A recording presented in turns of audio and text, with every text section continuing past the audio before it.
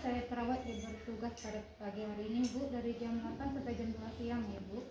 Baik, Ibu, tujuan saya ke sini yaitu untuk mengajarkan Ibu etika batuk yang baik dan benar ya, Bu. Nah, Ibu bersedia?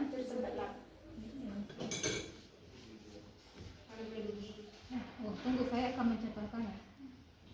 Di sini saya akan mencetakkan etika batuk yang baik dan benar, Bu.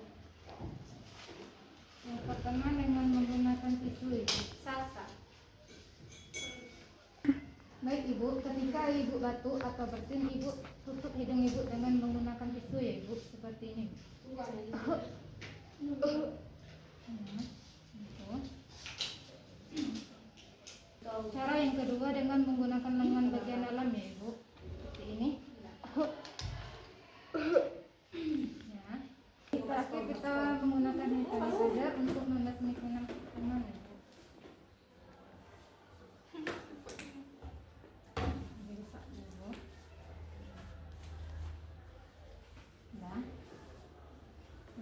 Baik, tindakan etika batuk sudah saya ajarkan. Saya permisi dulu. Jika ada apa-apa, Ibu panggil saya ya, Ibu.